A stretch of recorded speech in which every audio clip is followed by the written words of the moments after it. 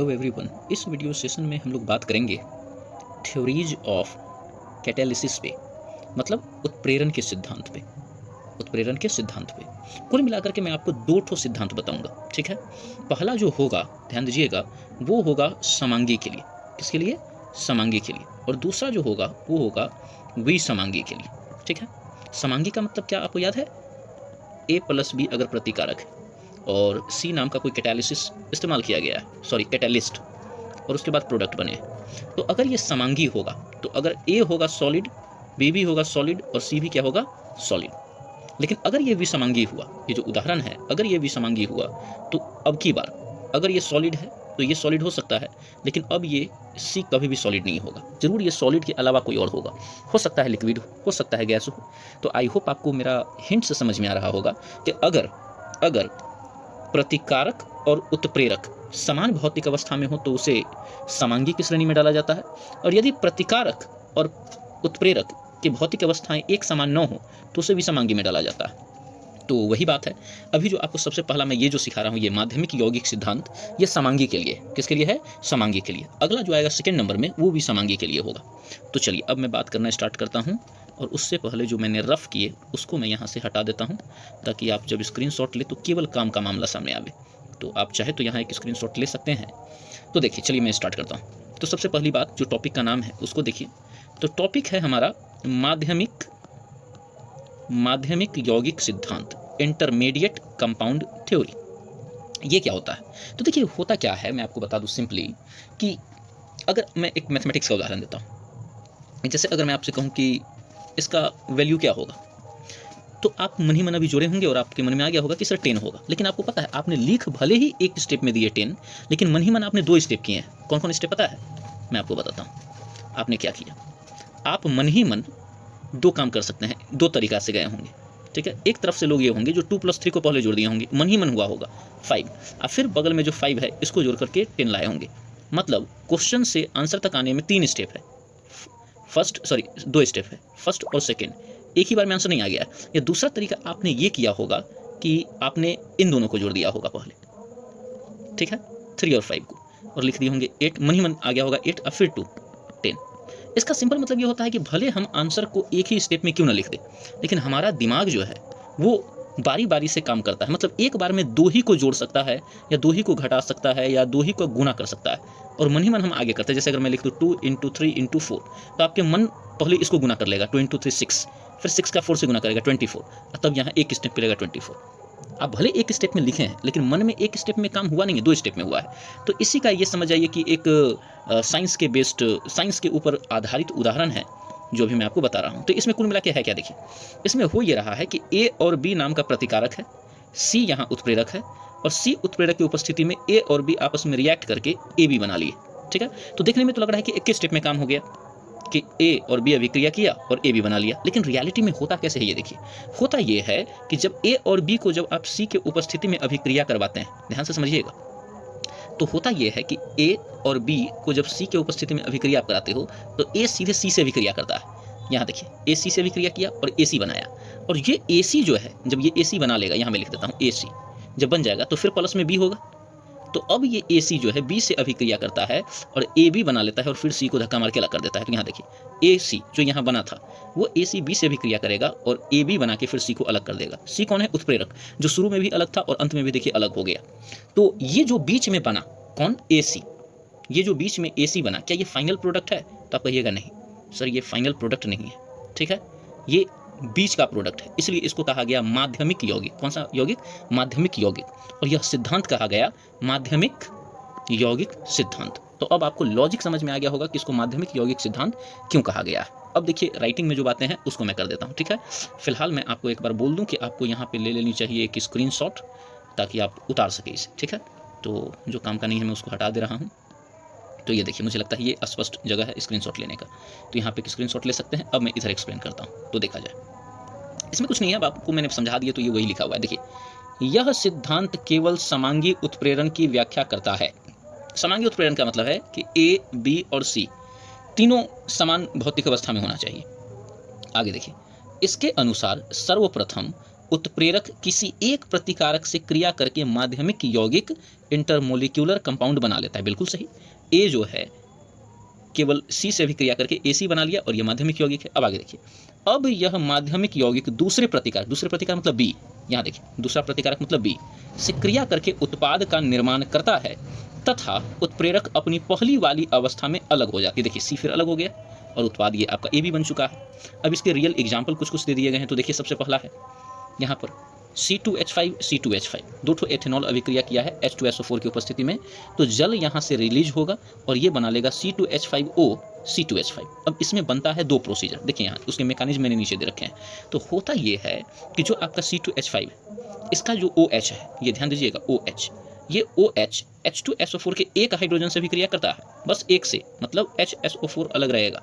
तो OH जब एक हाइड्रोजन से भी क्रिया करेगा तो H2O तो निकल गया, लेकिन ये जो HSO4 है, ये HSO4 ये इससे जुड़ जाएगा, ये देखिए यहाँ C2H5 से, और ये बना देगा देखिए C2H5 HSO4, देखिए C2H5 और इधर वाला HSO4, और यही है हमारा माध्यमिक यौगिक। ठीक है, तो माध्यमिक यौगिक कैसे बना वो क्लियर हो गया होगा। अब इसको थोड़ा मैं क्लियर कर देता हूँ, बड़ा अजीब सा लग रहा है।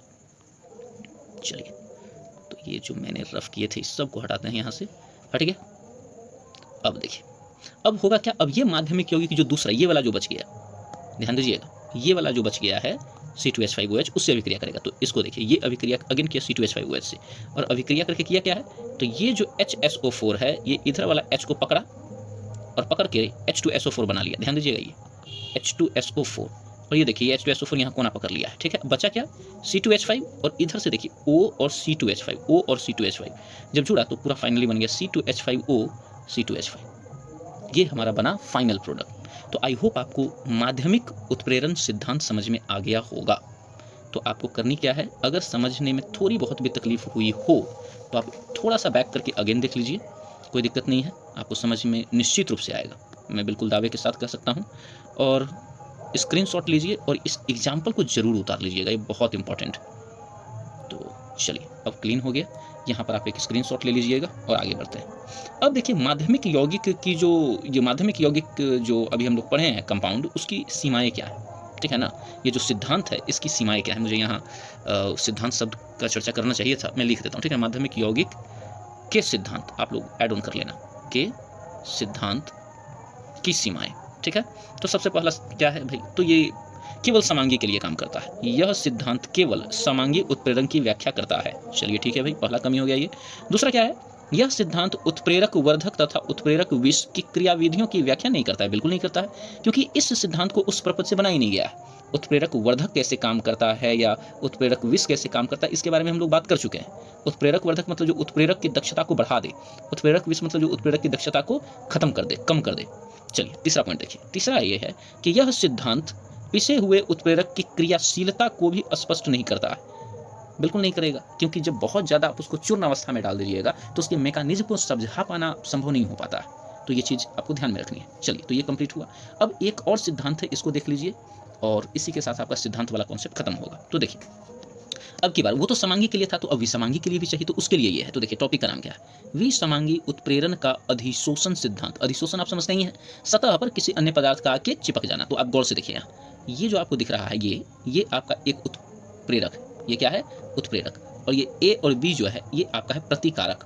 तो पहला स्टेज में देखिए क्या हुआ है, हम लोग रिएक्ट करवाना चाहते हैं ए और बी का, ध्यान में रखिएगा, लेकिन ए और बी आपस में रिएक्ट करने के मूड में नहीं है। ए और बी जैसे ही उत्प्रेरक को देखा, बस ए दौड़ा इस तरफ, ध्यान दीजिए यहाँ, और बी दौड़ा है इस तरफ, और अगला स्टेप में देखिए बॉन्ड बना भी लेगा। ये देखिए ए इधर बॉन्ड बना लिया, बी इससे बॉन्ड बना लिया। अब बॉन्ड बनाने के बाद अब होगा क्या, फिर ए और बी को ये जो आपका ये वाला उत्प्रेरक है ये छोड़ देता है, और ये आपस में बॉन्ड बना लेते हैं यहाँ पे, और आपस में जैसे ही बॉन्ड बनाते हैं तो यहाँ से और यहाँ से बॉन्ड टूट जाता है, यहाँ और यहाँ से बॉन्ड क्या होता है, टूट जाता है। देखिए यहाँ मैं क्रॉस कर देता हूँ, आप भी उतारते समय जो है ना ऐसे क्रॉस मार देना, ठीक है ना, यहाँ पे, यहाँ और यहाँ क्रॉस हो जाएगा, और ए और बी के बीच बॉन्ड बन जानी है। ये बीच वाला जो ए और बी है यहाँ पे एक बॉन्ड बन जाएगा, मैं टिक मार देता हूँ, ठीक है। अब जैसे ही बॉन्ड बनेगा तो ये ए और बी देखिए यहाँ अलग हो गया, और जो उत्प्रेरक हमारा अलग था शुरू में वो बिल्कुल वैसे ही अलग हो गया। हाँ, इसमें हमेशा याद रखिएगा कि ये ए और बी हो सकता है कि गैस हो, और ये उत्प्रेरक क्या हो सकता है, सॉलिड। तो आप समझ रहे हैं, एक गैस एक सॉलिड, तो ये समांगी नहीं हुआ, ये क्या हुआ, विसमांगी। तो आई होप आपको समझ में आ गया होगा कि काम कैसे हो रहा है। काम क्या हुआ है, ए और बी आपस में अभिक्रिया करना नहीं चाहता था, तो ए को इससे अभिक्रिया करवाया, बी को भी उसी से। फिर जब ये दोनों इससे जुड़ गया तो फिर ये आपस में इसका अभिक्रिया करवाया यहाँ पे, देखिए यहाँ, और उसके बाद ये बॉन्ड उत्प्रेरक से तोड़वाया गया और ए और बी अलग हो गए, उत्प्रेरक अलग हो गए। डन। तो ये बात आप लोगों को अच्छे से समझ में आ गई है और ये बात मैं समझ चुका हूँ। अब मैं हटा देता हूँ ये सब जो रफ किया गया है, ताकि आप अच्छे से स्क्रीनशॉट लेकर के एक अच्छा नोट्स बना सके आप, ठीक है। तो देखिए इसमें हटाने लायक क्या क्या है, तो चलिए इधर से इसको हटाते हैं, ये करने की ज़रूरत नहीं है, इसको भी हटाया जाए। हाँ अब ठीक है, ये क्रॉस, ये देखिए ये क्रॉस और टिक जो दिख रहा है, ये ध्यान दीजिएगा, ये बड़ा इंपॉर्टेंट है, ये और ये, तो इसको मत हटाइएगा, ठीक है। इसको आप लोग को नोट डाउन कर लेनी है। तो आप यहाँ पर एक स्क्रीनशॉट ले सकते हैं और आप नोट डाउन कर लीजिएगा, ठीक है। इसी बात को बस मैं नीचे लिख दिया हूँ, ठीक है ना। तो स्क्रीनशॉट आई होप आप ले लिए हैं। अब देखिए नीचे लिखा हुआ है, मैं पढ़ देता हूँ आपके लिए। देखिए, यह सिद्धांत विसमांगी उत्प्रेरण की व्याख्या करता है, बिल्कुल करता है। आगे, इसके अनुसार उत्प्रेरक की सतह पर अनेक मुक्त संयोजकताएं होती हैं। मुक्त संयोजकताएं मतलब ये जो ब्रांच आपको दिख रहा है, जो तैयार है बॉन्ड बनाने के लिए, 1 2 3 4 5 6 7 8, ये इसी के बारे में बात की जा रही है, ठीक है। तो इसी के बारे में बोला जा रहा है कि बहुत सारी मुक्त संयोजकताएं होती हैं, तो हाँ होती ही है। आगे देखिए, जिन पर अभिकारक या प्रतिकारक के अणु अधिशोषित होते हैं, हुआ भी है, देखिए यहाँ अधिशोषित हुआ है ना, ये देखिए कनेक्ट कर गया। अब देखिए, जिसके कारण अभिकारकों की सांद्रता सतह पर बढ़ जाती है, बढ़ जाएगी। अब पहले नहीं था एक भी अवयव, अब 2 हो गया और ए भी आ जाएगा तो 4 हो जाएगा, तो सांद्रता बढ़ेगी और हमें पता है कि सांद्रता के बढ़ने से वेग बढ़ जाता है, इसकी भी चर्चा हो गई। देखिए, अतः अभिक्रिया का वेग भी बढ़ जाता है, बिल्कुल। इसके चरण निम्न है, तो चरण बस वही समझ ही रहे हैं, देखिए 1 2 3 4, इसी की व्याख्या की जा रही होगी कि कैसे कैसे जो है हुआ है। तो सबसे पहला प्रोसीजर में क्या हुआ है, देखिए सबसे पहले उत्प्रेरक की सतह पर अभिकारक का विसरण, विसरण मतलब आकर के चिपक जाना, ठीक है, धीरे धीरे। उसके बाद देखिए दूसरा पॉइंट, अभिकारक अणुओं का अधिशोषण, देखिए यहाँ अधिशोषण भी हो गया दूसरा पॉइंट में। तीसरा में देखिए, मध्यवर्ती के निर्माण द्वारा रासायनिक अभिक्रिया होना, मध्यवर्ती मतलब ए और बी का आपस में रिएक्शन होना, यही मध्यवर्ती यौगिक लास्ट में अलग हो जाएगा। उत्प्रेरक की सतह से उत्पादों का विशोषण, विशोषण मतलब अलग हो जाना। तो यहाँ देखिए ये जो उत्पाद है ये ए बी अलग हो गया, इसी बात को यहाँ लिख दी गई है। तो आप आराम से इसका देखिए, जितना आपको भी सामने दिख रहा है स्क्रीन पे, एक स्क्रीनशॉट लीजिएगा और इसको नोट डाउन कर लेनी है। अब देखिए लास्ट इंपॉर्टेंस है और इसी के साथ ये टॉपिक आपका होता है समाप्त। तो इंपॉर्टेंस इसका क्या है, देखिए यह सिद्धांत मुक्त संयोजकताओं को स्पष्ट करता है, करेक्ट। अगला, यह सिद्धांत खुरदुरी सतह पर सक्रिय केंद्र तथा अधिक मुक्त संयोजकता की संख्या को भी स्पष्ट करता है, बिल्कुल सही है, जितना खुरदुरा रहेगा उतना ज़्यादा संयोजकताएं अधिक होंगी। तीसरा, यह सिद्धांत उत्प्रेरक वर्धक व उत्प्रेरक विष दोनों की पूर्ण रूप से व्याख्या करता है, ये भी बात सत्य है। तो ये इनके इंपॉर्टेंस है। तो आई होप आपको ये बात समझ में आ गई होगी। उत्प्रेरण का सिद्धांत यहाँ पर होता है समाप्त। अब आपको जो पढ़नी है वो टॉपिक पढ़नी है हम लोगों को, उसका नाम है कोलॉइड। क्या है, कोलॉइड। तो इसके बारे में नेक्स्ट क्लास में बात करेंगे।